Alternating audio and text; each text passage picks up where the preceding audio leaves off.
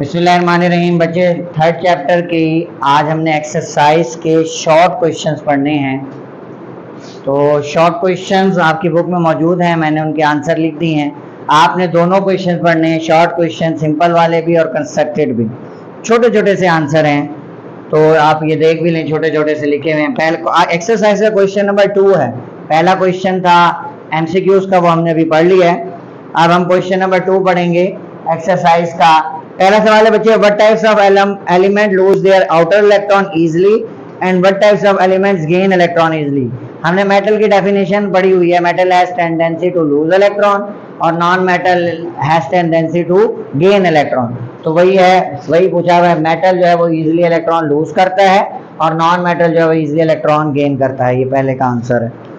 Why do low molecular mass oxygen compound exist as gases or low boiling liquid? जो lower molecular mass covalent compound होते हैं बच्चे, उनके दरमियान forces of attraction week होती हैं, इसलिए वो गैस होते हैं या लो बॉइलिंग लिक्विड होते हैं। लो बॉइलिंग लिक्विड का मतलब है कि जल्दी से बॉयल हो जाएंगे। तीसरा सवाल है, गिव वन एग्जांपल, एक एग्जांपल दें of an element which exist as crystalline solid and it has covalent bond. Crystalline solid भी हो और कोवेलेंट बॉन्ड भी हो। डायमंड आपने पढ़ा है कल, डायमंड इज द से क्या नाम है, क्रिस्टलाइन स्ट्रक्चर और दुनिया में पाए जाने वाला हार्डेस्ट जो है एलिमेंट है। Diamond are exist as crystalline solid has covalent bond in it. इसके जो 4 बॉन्ड होते हैं वो टेट्राहेड्रली मजबूती से जुड़े हुए होते हैं। Which property of metal makes them malleable and ductile? बच्चे C का क्लाउड होता है, C क्लाउड होता है इलेक्ट्रॉन का, और जिसकी वजह से वो लेयर की शक्ल में पाया जाता है। वो लेयर एक दूसरे के ऊपर स्लिप हो सकती है, जब हम उस पर फोर्स लगाएं तो लेयर स्लिप हो जाती है, जिसकी वजह से उसको शीट में और तारों में, वायर में तब्दील किया जा सकता है। Metal can slip layer due to sea of electron arrange between nuclei of an atom, this makes them malleable and ductile। अगला इज कोऑर्डिनेट कोवेलेंट बॉन्ड और strong bond. Yes, coordinate covalent bond उतना ही strong है जितना covalent bond होता है। Right down dot and cross formula of HNO3। बच्चे ये देखिए HNO3 है, नाइट्रोजन सेंट्रल एलिमेंट है। नाइट्रोजन के वैलेंस शेल में 5 इलेक्ट्रॉन होते हैं, ये जो है 3 बना सकता है मजीद बॉन्ड। तो 3 बॉन्ड मतलब बना सकता है, और ये ऑक्टेट रूल को फॉलो करने के लिए। अब इसको हम कंसीडर ऐसे करते हैं कि देखें, इसका एक इलेक्ट्रॉन एक ऑक्सीजन के साथ शेयर हुआ, दूसरा इलेक्ट्रॉन दूसरे ऑक्सीजन के साथ शेयर हुआ, और उस ऑक्सीजन ने फिर हाइड्रोजन के साथ शेयर कर लिया, H जो है HNO3।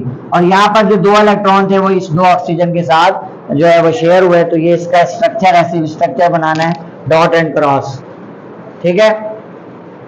और उसके बाद अगला जो क्वेश्चन है कंस्ट्रक्टेड रिस्पांस क्वेश्चन, छोटे छोटे से आंसर हैं कि why HF is a liquid, why HCl is a gas.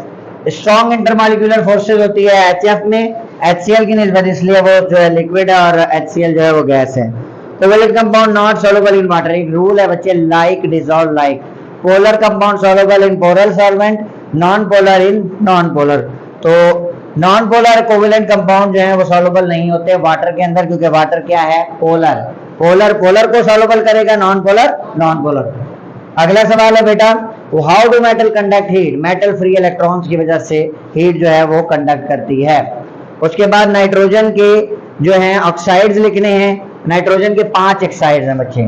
N2O इसे लाफिंग गैस भी कहते हैं, NO nitrogen nitrous oxide, nitrogen dioxide, die nitrogen trioxide, die nitrogen pentoxide.